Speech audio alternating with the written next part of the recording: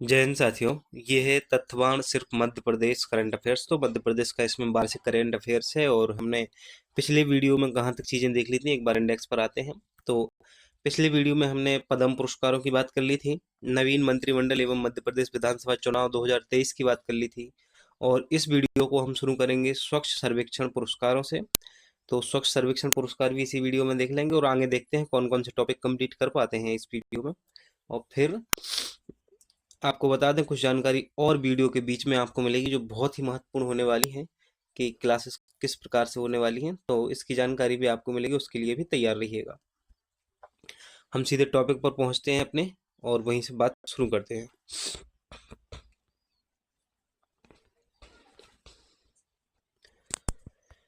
हमें देखना है स्वच्छ सर्वेक्षण पुरस्कार 2023। ये जो है केंद्रीय आवासन एवं शहरी कार्य मंत्रालय द्वारा स्वच्छता के आधार पर सर्वेक्षण करते हुए रैंकिंग जारी की जाती है। तो केंद्रीय आवासन एवं शहरी कार्य मंत्रालय द्वारा स्वच्छता के आधार पर सर्वेक्षण करते हुए रैंकिंग जारी की जाती है। तो पहला तो यही इंपॉर्टेंट है कि कौन जारी करता है रैंकिंग। केंद्रीय आवासन एवं शहरी कार्य मंत्रालय रैंकिंग जारी करता है। इस रैंकिंग में बेहतर प्रदर्शन करने वाले राज्य एवं शहरों को पुरस्कृत किया जाता है और स्वच्छता के मामले में इंदौर को लगातार 7वीं बार पुरस्कृत किया गया है। किसको? इंदौर को। इस बार इंदौर को सूरत के साथ संयुक्त रूप से देश का सबसे स्वच्छ शहर का अवार्ड मिला है, जबकि महाराष्ट्र के नवी मुंबई के तीसरे स्वच्छ शहर के रूप में पुरस्कृत किया गया है। खास बात यह है कि इस वर्ष द्वितीय रैंकिंग किसी भी शहर को नहीं दी गई है। तो देखो, रैंकिंग जारी कौन करता है स्वच्छ सर्वेक्षण पुरस्कारों के लिए? केंद्रीय आवासन एवं शहरी कार्य मंत्रालय है ना। पहले स्थान पर कौन है? अपना इंदौर है ना। इसके साथ संयुक्त रूप से कौन है? सूरत है। तीसरे स्थान पर कौन है? तो तीसरे स्थान पर महाराष्ट्र के नवी मुंबई है। ठीक है, आगे बढ़ते हैं। शीर्ष 5 स्वच्छ राज्यों को देख लें पहले। तो ये है शीर्ष 5 स्वच्छ राज्य। ये राज्यों की बात की जा रही है, शहर की नहीं है ना। तो पहले स्थान पर महाराष्ट्र है, पहले स्थान पर जो है महाराष्ट्र है। दूसरे स्थान पर अपना मध्य प्रदेश है स्वच्छ शहरों में। तीसरे स्थान पर छत्तीसगढ़ है। चौथे स्थान पर उड़ीसा और 5वें स्थान पर है तेलंगाना। मध्य प्रदेश को कुल 6 राष्ट्रीय अवार्ड मिले हैं इसमें। तो कौन कौन से हैं? देखो, मध्य प्रदेश को स्वच्छ राज्य की श्रेणी में द्वितीय स्थान प्राप्त हुआ है। कौन से स्थान प्राप्त हुआ है? द्वितीय स्थान प्राप्त हुआ है स्वच्छ राज्यों की श्रेणी में, है ना। और गार्बेज फ्री शहर में 7 स्टार रेटिंग के साथ इंदौर ने लगातार 7वीं बार टॉप किया है। महू इंदौर ने सबसे स्वच्छ कैंटोनमेंट बोर्ड की श्रेणी में प्रथम स्थान प्राप्त किया है। किसने? महू ने।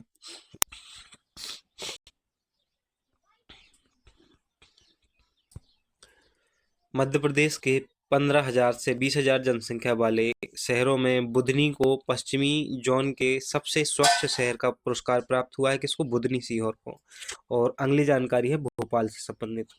भोपाल शहर को स्वच्छ शहरों की सूची में गार्बेज फ्री सिटी में 5 स्टार रेटिंग के साथ 5वां स्थान प्राप्त हुआ है। इस अवार्ड समारोह में भोपाल को सबसे स्वच्छ राजधानी का पुरस्कार भी मिला है। तो सबसे स्वच्छ राजधानी का पुरस्कार किसे मिला है? भोपाल को मिला है। 1 लाख से कम जनसंख्या वाले शहरों में नौरोजाबाद जिला उमरिया और अमरकंटक जिला अनूपपुर को फास्ट मूविंग सिटी श्रेणी में क्रमशः प्रथम एवं द्वितीय स्थान मिला है। तो नौरोजाबाद को 1 लाख से कम जनसंख्या वाले शहरों में पहला स्थान और अमरकंटक को दूसरा स्थान प्राप्त हुआ है।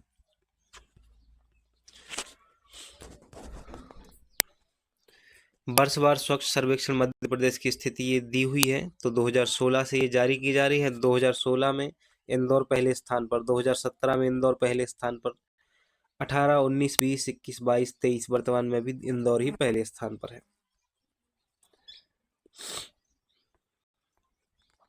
अब हम बात करते हैं देश में सबसे आगे मध्य प्रदेश कौन कौन से क्षेत्रों में है। देखो, पहला है ग्रामीण और नगरीय। ग्रामीण और नगरीय क्षेत्र सड़क निर्माण की गुणवत्ता में भी मध्य प्रदेश को प्रथम पुरस्कार मिला है।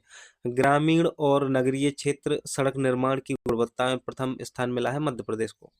प्रधानमंत्री मातृ वंदना योजना के क्रियान्वयन के लिए मध्य प्रदेश को पहला और प्रधानमंत्री मातृ वंदना सप्ताह के लिए तीसरा स्थान मिला है। तो देखो, क्रियान्वयन के मामले में तो पहला स्थान प्राप्त है, लेकिन प्रधानमंत्री मातृ वंदना सप्ताह के लिए तीसरा स्थान मिला है मध्य प्रदेश को। तो पूछा जाए कि मातृ वंदना योजना के क्रियान्वयन में किस राज्य को पहला स्थान मिला है? मध्य प्रदेश को मिला है। स्वच्छता अभियान 2022 में मध्य प्रदेश को देश में सर्वश्रेष्ठ राज्य घोषित किया गया। कब? 2022 में। प्रदेश को स्वच्छता क्षेत्र में 11 राष्ट्रीय पुरस्कार मिले तथा इंदौर को 7 स्टार रेटिंग मिली। मध्य प्रदेश इफ्को के अनुसार प्रदेश को स्वच्छता क्षेत्र में 16 राष्ट्रीय पुरस्कार मिले हैं। तो ये 2022 का था, है ना। 2023 में दूसरे स्थान पे है मध्य प्रदेश और 22 में पहले स्थान पर था। मार्च 2023 तक देश में पशुपालकों को सर्वाधिक क्रेडिट कार्ड मध्य प्रदेश में वितरण किए गए हैं। तो 2023 तक सर्वाधिक क्रेडिट कार्ड पशुपालकों को किसने वितरित किए हैं? मध्य प्रदेश सरकार ने वितरित किए हैं।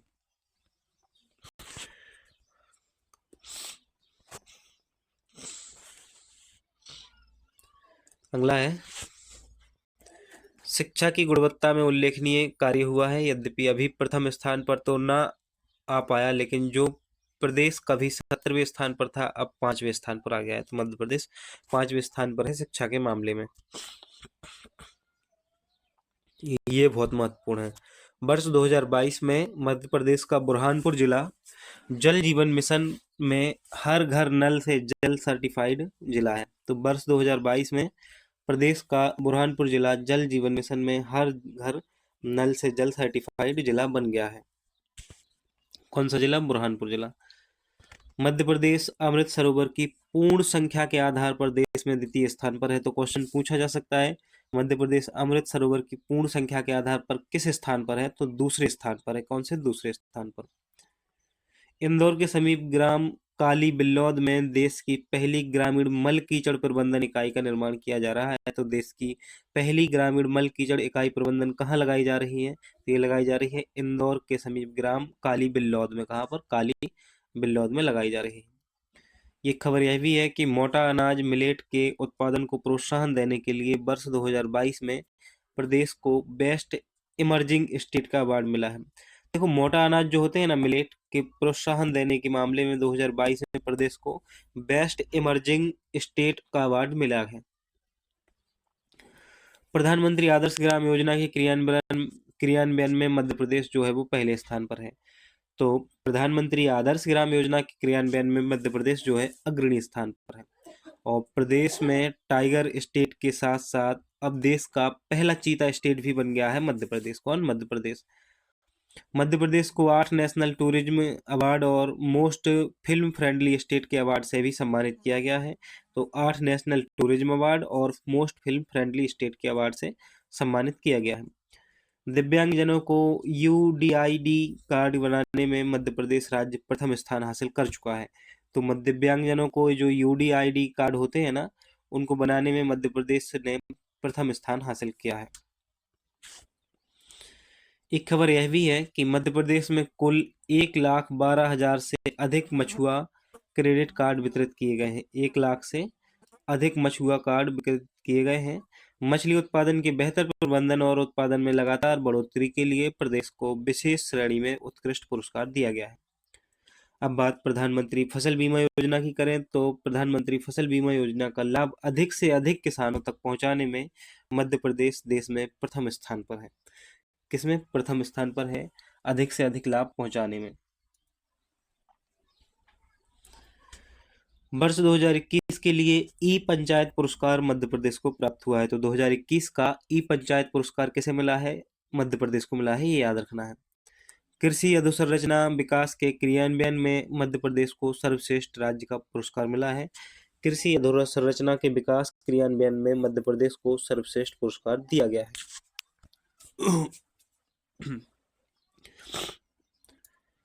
प्रधानमंत्री जन आरोग्य योजना की बात करें तो मध्य प्रदेश को आयुष्मान भारत योजना में नवाचार और बेस्ट प्रैक्टिसेस के लिए सर्वश्रेष्ठ राज्य का पुरस्कार मिला है। किसे? मध्य प्रदेश को। किस क्षेत्र में? आयुष्मान भारत योजना में नवाचार और बेस्ट प्रैक्टिसेस के लिए सर्वश्रेष्ठ राज्य का पुरस्कार दिया गया है। साथ ही नशा मुक्त भारत अभियान के क्रियान्वयन में भी मध्य प्रदेश को प्रथम स्थान मिला है। ये और बात है कि लगातार यहाँ पर शराब के ठेके खुलते जा रहे हैं। सरकारें हर बार अवार्ड देती हैं नशा मुक्त इसके लिए उसके लिए, लेकिन ये समझ में नहीं आ रहा है कि कहाँ कैसा नशा मुक्त कर रहे हो। ये लगातार दुकानों बढ़ती जा रही हैं, है ना। हर जगह चारों तरफ दुकानें बढ़ती जा रही हैं। आप भोपाल में घूमेंगे ना, जिस तरफ जाएंगे वहीं हर रास्ते में दुकान मिलेगी शराब की आपको। दुकानें बढ़ती जा रही हैं और और भी अवैध धंधे बढ़ते जा रहे हैं, लेकिन सरकार का कोई नियंत्रण ही नहीं है। लेकिन हाँ, रिपोर्ट जब भी आती है ना, तो अच्छी रिपोर्ट आती है। एक महत्वपूर्ण जानकारी ये है कि प्रारंभिक परीक्षा की जो यूनिट 10 है, उसके लिए आपको जनजाति संबंधी वीडियो। एक महत्वपूर्ण खबर यह है कि प्रारंभिक परीक्षा के लिए जो जनजाति वाली यूनिट है इकाई 10, उसके लिए निर्माण आईएएस की जो बुक है, उसके वीडियो कंटिन्यू आपको हमारे यूट्यूब चैनल पर मिल रहे हैं, कंटिन्यू आ रहे हैं। तो कभी कभार एक दिन के गैप से आ रहे हैं ना, कि आज वीडियो आया जैसे तो कल नहीं आएगा, फिर परसों आएगा। इस प्रकार से जल्द ही इसको भी कंप्लीट करा दिया जाएगा। तो इसके लिए भी आपको क्या करना है, प्ले लिस्ट में जाना है ना, जनजाति विशेष यूनिट इकाई के नाम से प्ले लिस्ट है, उस पर जाना है और उसको देख लेना है।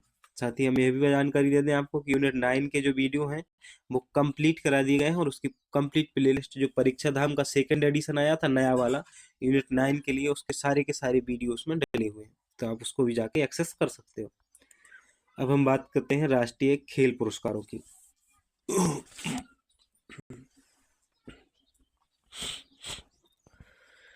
भारत सरकार के खेल विभाग द्वारा खेलों में उत्कृष्टता को सम्मानित करने के लिए प्रतिवर्ष राष्ट्रीय खेल पुरस्कार प्रदान किए जाते हैं। पुरस्कार विजेताओं को 9 जनवरी 2024 को राष्ट्रपति भवन में आयोजित समारोह में राष्ट्रपति द्वारा पुरस्कार प्रदान किए गए हैं।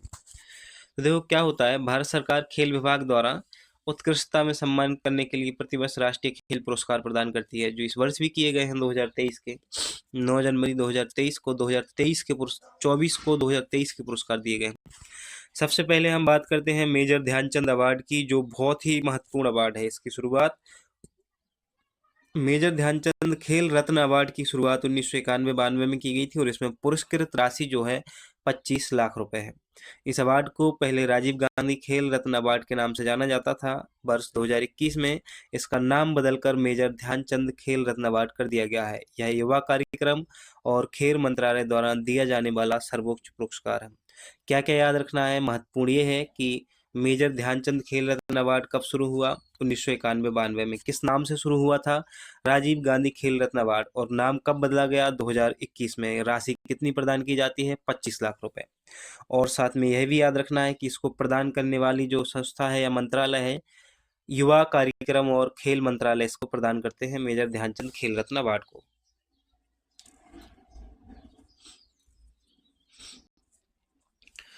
हमारा जो दूसरा अवार्ड है अर्जुन अवार्ड, कौन सा, अर्जुन अवार्ड की हमें बात करनी है। अर्जुन अवार्ड हमारा दूसरा अवार्ड है। 1961 में अर्जुन अवार्ड की शुरुआत हुई। किसकी, 1961 में अर्जुन अवार्ड प्रारंभ हुए, और इसमें पुरस्कृत राशि जो है वो 15 लाख रुपए है। अर्जुन पुरस्कार विभिन्न खेलों के खिलाड़ियों को दिए जाने वाला एक पुरस्कार है, जो युवा कार्यक्रम और खेल मंत्रालय द्वारा खेल के क्षेत्र में उत्कृष्ट प्रदर्शन के लिए दिया जाता है। तो राजीव गांधी खेल रत्न पुरस्कार जो है, मेजर ध्यानचंद अवार्ड, ये तो शुरू हुए थे 1991-92 में, लेकिन अर्जुन अवार्ड शुरू हुआ है 1961 में। राजीव गांधी खेल रत्न पुरस्कार, मेजर ध्यानचंद खेल रत्न अवार्ड में राशि है 15 लाख रुपए, और अर्जुन अवार्ड में राशि है मेजर ध्यानचंद खेल रत्न अवार्ड में राशि है 25 लाख रुपए, है ना, और अर्जुन अवार्ड में है 15 लाख रुपए। अब हम बात करते हैं द्रोणाचार्य पुरस्कार की। देखो, द्रोणाचार्य पुरस्कार जो है, इनका प्रारंभ हुआ है 1985 में। कब हुआ है प्रारंभ, 1985 में हुआ है। पुरस्कृत राशि जो है वो 15 लाख रुपए है आजीवन श्रेणी में, एवं 10 लाख रुपए है नियमित श्रेणी में। द्रोणाचार्य अवार्ड 1985 में प्रारंभ हुई। यह सम्मान हर साल ऐसे प्रसिद्ध प्रशिक्षकों को दिए जाते हैं जिन्होंने सफलतापूर्वक खिलाड़ियों या टीमों को प्रशिक्षित किया हो। तो ये टीचर को दिए जाते हैं ना, ट्रेनर को दिए जाते हैं। प्रदेश के अन्य खिलाड़ी जिन्हें अर्जुन अवार्ड से सम्मानित किया गया है, तो ये देखना है, पहले हम अर्जुन अवार्ड से सम्मानित खिलाड़ियों को देख लेते हैं जिन्हें 2023 में सम्मानित किया गया है। तो उनके नाम बहुत महत्वपूर्ण है। ऐसे 3 खिलाड़ी हैं। एक तो है ऐश्वर्य प्रताप सिंह तोमर, सुशीला चानू और प्राची यादव को अर्जुन अवार्ड से सम्मानित किया गया है 2023 में। इनके बारे में विस्तार से जानकारी देखते हैं। देखो, ऐश्वर्य प्रताप सिंह जो हैं, ये इनका निवास रतनपुर गांव जिला खरगोन में है, और ये शूटिंग से संबंधित हैं। किससे संबंधित हैं ऐश्वर्य प्रताप सिंह तोमर, शूटिंग से संबंधित हैं। शूटिंग खेल में इन्हें अर्जुन अवार्ड की उपलब्धि हुई। 2023 के अर्जुन अवार्ड से इन्हें सम्मानित किया गया है, और वर्ष 2023 में संपन्न हुए एशियन गेम में ऐश्वर्य प्रताप सिंह ने सफल भारतीय एथलीट रहे हैं। आपने इस वर्ष एशियन गेम्स में भी 4 पदक जीते हैं। तो जो ऐश्वर्य प्रताप सिंह हैं, इन्होंने 4 पदक जीते हैं एशियन गेम्स में। ऐश्वर्य प्रताप सिंह ने टोक्यो ओलंपिक 2020 में शूटिंग की 50 मीटर राइफल 3 पोजीशन खेल में हिस्सा लिया और 2019 में मध्य प्रदेश सरकार की ओर से एकलव्य अवार्ड से भी सम्मानित हुए हैं।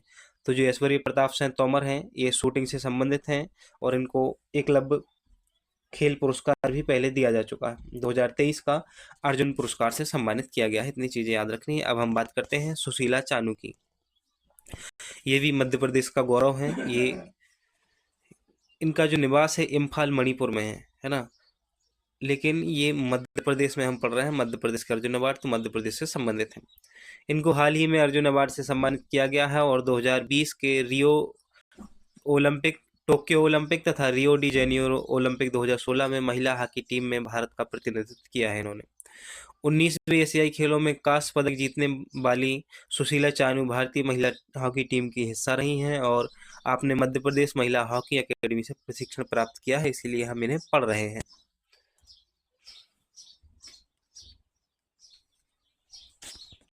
अगला जो नाम है प्राची यादव का है। प्राची यादव का संबंध ग्वालियर से है और ये पैरा कैनोइंग से संबंधित है। वहीं सुशीला चानू को हमने देखा ये हॉकी से संबंधित है। तो प्राची यादव पैरा कैनोइंग से संबंधित है। इन्हें हाल ही में 2023 का अर्जुन अवार्ड से सम्मानित किया गया है और प्राची यादव माफ कीजिएगा, प्राची यादव पहली महिला कैनोअर थी जिन्होंने टोक्यो पैरा ओलंपिक खेलों में भारत का प्रतिनिधित्व किया था। आपने ICFT spirit and para canoeing world championship Germany में चौथा स्थान प्राप्त कर पेरिस ओलंपिक के लिए क्वालिफाई किया था। प्राची यादव को आपको याद रखना है किस लिए, पैरा कैनोइंग के लिए अर्जुन अवार्ड मिला है 2023 के लिए। कुछ अन्य लोगों के हम नाम देख लेते हैं जिन्हें कभी ना कभी अर्जुन अवार्ड से सम्मानित किया गया है, यह देखना भी जरूरी है। 1964 में शंकर लक्ष्मण को हॉकी के लिए अर्जुन अवार्ड से सम्मानित किया गया था। किसके लिए, हॉकी के लिए। तो शंकर लक्ष्मण का संबंध किससे है, हॉकी से है। 1964 में इन्हें अवार्ड प्राप्त हुआ था, अर्जुन अवार्ड।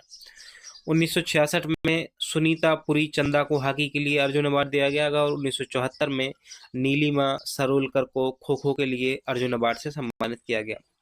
तो नीलिमा सरोलकर का संबंध खो खो से है, सुनीता पुरी चंदा का हॉकी से और शंकर लक्ष्मण का संबंध भी हॉकी से है। अगला जो नाम है आपको याद रखना है सुषमा खरोलकर, ये भी खो खो से संबंधित है। क्या बहने ही बहने हैं दोनों। नीलिमा खरोलकर खो खो से संबंधित हैं और सुषमा खरोलकर भी खो खो से ही संबंधित हैं। इनको भी अर्जुन अवार्ड 1981 में दिया गया है। इसके 5 साल बाद संध्या अग्रवाल को क्रिकेट के क्षेत्र में अर्जुन अवार्ड से सम्मानित किया गया 1986 में। संध्या अग्रवाल का संबंध किससे है, क्रिकेट से है। पप्पू यादव को 1992 में कुश्ती के लिए अर्जुन अवार्ड दिया गया और 1998 में राहुल द्रविड़ को क्रिकेट के लिए अर्जुन अवार्ड से सम्मानित किया गया। मधु यादव हॉकी से संबंधित हैं 2000 में, साथ ही जलालुद्दीन भी हॉकी से संबंधित हैं, इनको भी सन 2000 में अर्जुन अवार्ड से सम्मानित किया गया। सन 2000 में ही कृपा शंकर पटेल जो कि कुश्ती से संबंधित हैं, इनको भी अर्जुन अवार्ड से सम्मानित किया गया था। गिरधारी लाल यादव नौकायन के लिए जाने जाते थे, इन्हें 2009 में अर्जुन अवार्ड मिला और राजकुमारी राठौर जो है शूटिंग के लिए इन्हें 2013 में अर्जुन अवार्ड से सम्मानित किया गया था। ये बहुत महत्वपूर्ण नाम है हॉकी का, विवेक सागर प्रसाद जो है 2021 में इन्हें अर्जुन अवार्ड मिला था। किसे, विवेक प्रसाद को। नीलकांत शर्मा को हॉकी के लिए 2021 का अर्जुन अवार्ड मिला और योगेश मालवीय को मलखंभ के क्षेत्र में द्रोणाचार्य अवार्ड मिला था 2020 का। योगेश मालवीय का नाम द्रोणाचार्य अवार्ड के लिए आपको याद रखना है। MP शूटिंग अकादमी की मुख्य राइफल कोच सुमा सिरूर को पैरा शूटिंग में उत्कृष्ट कोचिंग के लिए वर्ष 2022 का द्रोणाचार्य पुरस्कार से सम्मानित किया गया है। किसे, पैरा शूटिंग में उत्कृष्ट कोचिंग के लिए MP शूटिंग अकादमी की मुख्य राइफल कोच सुमा सिरूर को द्रोणाचार्य पुरस्कार मिला है 2022 का, ये याद रखना है।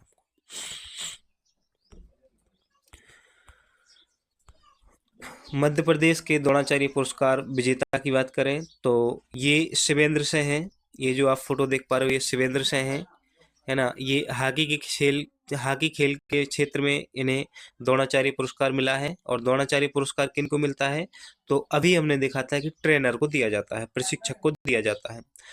आपको हाल ही में द्रोणाचार्य पुरस्कार 2023 नियमित श्रेणी में दिया गया है और आपने लंदन ओलंपिक 2012 में भारतीय हॉकी टीम का प्रतिनिधित्व किया था। मध्य प्रदेश के शिवेंद्र सिंह वर्तमान भारतीय हॉकी टीम के कोचिंग स्टाफ में शामिल हैं। शिवेंद्र सिंह जो है वो भारतीय हॉकी टीम के सदस्य रह चुके हैं।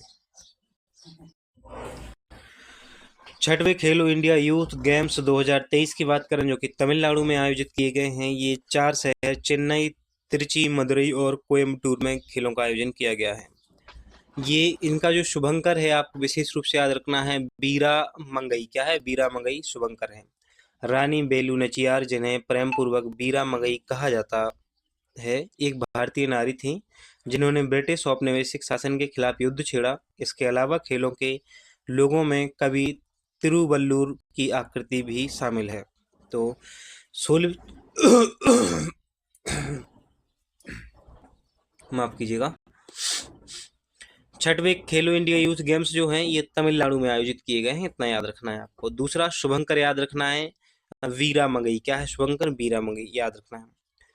खेलो इंडिया यूथ गेम्स के इस संस्करण में 26 खेल विधाएं हैं, एक डेमो खेल शामिल हुआ है और तमिलनाडु के पारंपरिक खेल सिलंबम को खेलो इंडिया यूथ गेम्स के इतिहास में पहली बार डेमो खेल के रूप में शामिल किया गया है।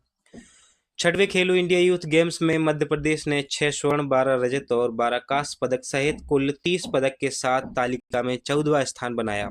इस यूथ गेम्स में प्रथम स्थान पर महाराष्ट्र राज्य, द्वितीय स्थान पर तमिलनाडु एवं तीसरे स्थान पर हरियाणा राज्य रहा है। तो छठवें खेलो इंडिया यूथ गेम्स जो हैं इसमें पहले स्थान पर महाराष्ट्र, दूसरे स्थान पर तमिलनाडु और तीसरे स्थान पर हरियाणा राज्य रहा है। मध्य प्रदेश का स्थान जो है वो 14वें स्थान पर मध्य प्रदेश रहा है। 6 स्वर्ण, 12 रजत और 12 कांस्य के साथ कुल 30 पदक शामिल हुए हैं। मध्य प्रदेश की पदक तालिका देखें तो मध्य प्रदेश की पदक तालिका के लिए एक खेल दिए हुए हैं। बॉक्सिंग में 1 स्वर्ण पदक प्राप्त हुआ है, 2 रजत और 2 कांस्य। इस प्रकार से बॉक्सिंग में कुल 5 पदक प्राप्त हुए हैं और मलखंभ में 2 स्वर्ण पदक प्राप्त हुए हैं। मलखंभ में मध्य प्रदेश के अलावा और ले कौन जा सकता है स्वर्ण पदक? भाई मध्य प्रदेश को नहीं मिलेगा तो किसको मिलेगा, है ना। एथलेटिक्स में 1 स्वर्ण पदक मिला है, एक स्क्वैश में शूटिंग में 1 स्वर्ण पदक मिला है। इस प्रकार से कुल 6 स्वर्ण पदक मध्य प्रदेश को मिले हैं। खेलो इंडिया यूथ गेम्स में मध्य प्रदेश की स्थिति की बात की जा रही है तो सभी आंकड़े याद नहीं रखने होते हैं, आपको तो इतना याद रखना है 2022 और 2023 के आंकड़े याद रख लो आप कि 2022 में मेजबानी मध्य प्रदेश ने की थी और मध्य प्रदेश का स्थान जो है वो तीसरा रहा था, और 2023 में मेजबानी तमिलनाडु ने की है। रैंकिंग में प्रथम स्थान महाराष्ट्र का है और मध्य प्रदेश का स्थान 14वां है। थोड़ी सी बात 5वें खेलो इंडिया यूथ गेम्स की बगल लेते हैं जो 2022 में आयोजित हुए थे। इनका आयोजन मध्य प्रदेश शहर में हुआ था, इसलिए पढ़ना जरूरी हो जाता है। इसमें थीम सॉन्ग था हिंदुस्तान का दिल धड़का दो। क्या था थीम सॉन्ग? हिंदुस्तान का दिल धड़का दो। और शुभंकर जो था वो था चीता आशा और मोगली। क्या? चीता आशा और मोगली। पहली बार शामिल खेल कयाकिंग, कैनोइंग, कैनो सलालम और रोइंग। ये कुल खेल इस बार 27 थे 2022 में। मसाल क्या थी? अमरकंटक मसाल थी ये। मसाल का नाम अमरकंटक दिया गया था और मध्य प्रदेश के 8 शहरों में खेले गए थे।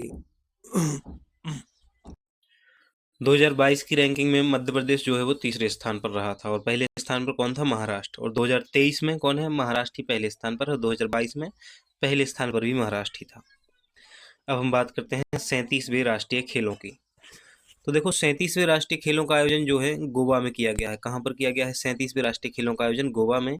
37वें राष्ट्रीय खेलों में मध्य प्रदेश ने 37 स्वर्ण, 36 रजत और 39 कांस्य पदक सहित 112 पदक के साथ चौथा स्थान प्राप्त किया है।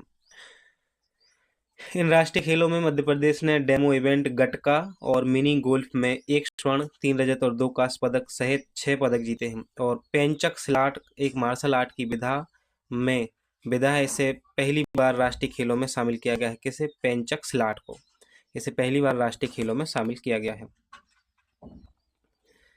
विजेता टीमों की रैंकिंग की बात करें तो राष्ट्रीय खेलों में भी 2023 में महाराष्ट्र ने प्रथम स्थान प्राप्त किया है और दूसरे स्थान पर हरियाणा है 126 पदकों के साथ। कौन दूसरे स्थान पर? हरियाणा। माफ कीजिएगा, दूसरे स्थान पर services support sports control board है और हरियाणा तीसरे स्थान पर है। मध्य प्रदेश के सौरभ वर्मा ने बैडमिंटन में एक रजत पदक जीता है, तो व्यक्तिगत स्पर्धा में जीता है। अच्छा, सौरभ वर्मा के बारे में क्या याद रखना है, तो एक तो ये याद रखना है कि सौरभ वर्मा मध्य प्रदेश से संबंधित हैं और बैडमिंटन से संबंधित है। सबसे बड़ी बात, सौरभ वर्मा किस खेल से संबंधित हैं, बैडमिंटन से संबंधित हैं, और इन्होंने राष्ट्रीय खेलों में व्यक्तिगत स्पर्धा में रजत पदक जीता है। ऐश्वर्य प्रताप सिंह ने 10 मीटर एयर राइफल एवं 50 मीटर एयर राइफल 3 पोजीशन सहित दोनों स्पर्धाओं में एक एक गोल्ड मेडल जीता है। किसने? ऐश्वर्य प्रताप सिंह ने। ऐश्वर्य प्रताप सिंह ने क्या जीता है? 10 मीटर में और 50 मीटर में 3 पोजीशन में दोनों में ही गोल्ड मेडल जीता है। मध्य प्रदेश टेबल टेनिस की महिला टीम स्पर्धा में एक कांस्य पदक प्राप्त हुआ है। तो ऐश्वर्य प्रताप सिंह जो है ना, वो शूटिंग से संबंधित है। किससे है? शूटिंग से। तीरंदाजी में मध्य प्रदेश की सृष्टि से है, तो सबसे पहले तो ये याद रखना है कि सृष्टि से का संबंध किस खेल से है? तीरंदाजी से है। और चिराग चिराग का भी संबंध किससे है? तीरंदाजी से। ने गोल्ड मेडल जीता है युगल स्पर्धा में। तो तीरंदाजी में सृष्टि सेन है और चिराग ने, दोनों का संबंध तीरंदाजी से है। युगल टीम स्पर्धा में गोल्ड मेडल जीता है। इस बार राजा भलेंद्र सिंह ट्रॉफी महाराष्ट्र को दी गई है, तो किसे दी गई है इस बार? राजा भलेंद्र सिंह ट्रॉफी महाराष्ट्र को दी गई है। ये 37वीं राष्ट्रीय खेल पुरस्कार है ना, खेल है। सर्वश्रेष्ठ महिला एथलीट की ट्रॉफी प्रणति नायक एवं संयुक्ता कांटे को दिया गई है, तो किसको? प्रणति नायक एवं संयुक्ता कांटे को सर्वश्रेष्ठ महिला एथलीट की ट्रॉफी दी गई है। सर्वश्रेष्ठ पुरुष एथलीट ट्रॉफी श्री हरि नटराज को चुना गया है। श्री हरि नटराज को सर्वश्रेष्ठ पुरुष एथलीट ट्रॉफी के लिए चुना गया है। 37वें राष्ट्रीय खेलों का जो शुभंकर है उसकी बात करें तो मोंगा यानी कि भारतीय बायसन चुना गया है। मोंगा भारतीय बायसन को 37वें राष्ट्रीय खेलों का शुभंकर बनाया गया है। 38वीं राष्ट्रीय खेलों का आयोजन उत्तराखंड में किया जाएगा। कहाँ पर किया जाएगा? उत्तराखंड में किया जाएगा। एक और महत्वपूर्ण बात यह है कि महिला हॉकी टीम ने 75 वर्षों के अंतराल के बाद राष्ट्रीय खेलों में स्वर्ण पदक अर्जित किया है। तो महिला हॉकी टीम ने कितने वर्षों बाद? 75 वर्षों बाद मध्य प्रदेश महिला हॉकी टीम ने फाइनल में हरियाणा को 3-0 से हराकर नवीन इतिहास रच दिया है। मध्य प्रदेश महिला हॉकी टीम वर्तमान में जूनियर एवं सीनियर राष्ट्रीय चैंपियन है। तो नेशनल लेवल पे कौन है चैंपियन? मध्य प्रदेश की महिला हॉकी टीम है। क्याकिंग कैनोइंग मध्य प्रदेश को सबसे ज्यादा 9 स्वर्ण और 3 रजत साथ ही पदक सहित कुल 12 पदक प्राप्त हुए हैं। तो क्याकिंग कैनोइंग में मध्य प्रदेश को कितने स्वर्ण पदक मिले हैं? 9 पदक मिले हैं। देखो क्या है, जो तथ्यवान की बुक है ना, वो बहुत बड़ी बुक होती है, इसलिए पीडीएफ को थोड़ा जूम करके ही पढ़ना पड़ता है और थोड़ा अलग अलग प्रकार से देखना होता है कंटेंट को, है ना। मध्य प्रदेश से गोल्फ टीम, आप निश्चिंत रहिएगा, कोई भी कंटेंट, कोई भी महत्वपूर्ण पॉइंट छूटेगा नहीं, है ना, इसकी जिम्मेदारी हमारी है।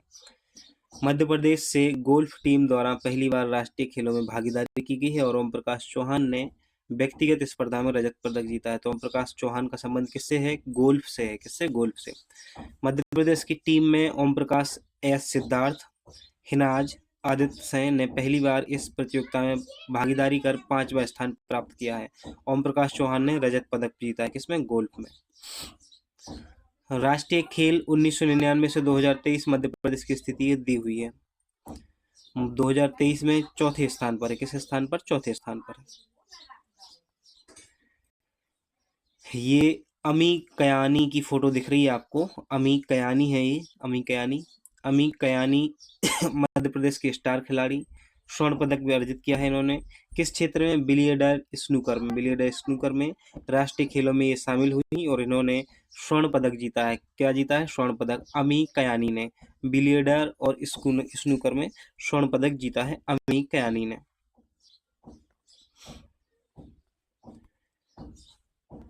ये है मध्य प्रदेश की पदक तालिका। तो देखो इस तरीके से तो पदक तालिका याद नहीं होगी, लेकिन हाँ स्वर्ण पदक वाली चीजें याद रखनी है। तो खेल देखो कौन सा है, पेंचक स्लॉट जो है पहली बार शामिल किया गया, इसमें मध्य प्रदेश ने 3 स्वर्ण पदक जीते हैं। साथ ही आधुनिक पेंटाथलॉन में भी 2 पदक जीते हैं। बिलियर्ड और स्नूकर में 2 पदक जीते हैं स्वर्ण पदक, और एक्वेटिक में 2 स्वर्ण पदक जीते हैं। एथलेटिक्स में 3 स्वर्ण पदक जीते हैं और रेसलिंग में 1 स्वर्ण पदक जीता है मध्य प्रदेश ने। और रोइंग में 3 स्वर्ण पदक जीते हैं मध्य प्रदेश ने। बुसू में भी 3 और कैनोइंग में 5 स्वर्ण पदक जीते हैं। शूटिंग में 2 स्वर्ण पदक जीते हैं, तीरंदाजी में 1, जूडो में 2, स्लालोम में 4 और कलरियापट्टू में 1 और नौकायन में 2। साथ ही महिला हॉकी ने भी 1 स्वर्ण पदक जीता है 75 वर्षों बाद। ये तो थी टेबल, है ना। अब बात करेंगे 19वां एशियन खेलों की। तो देखो क्या है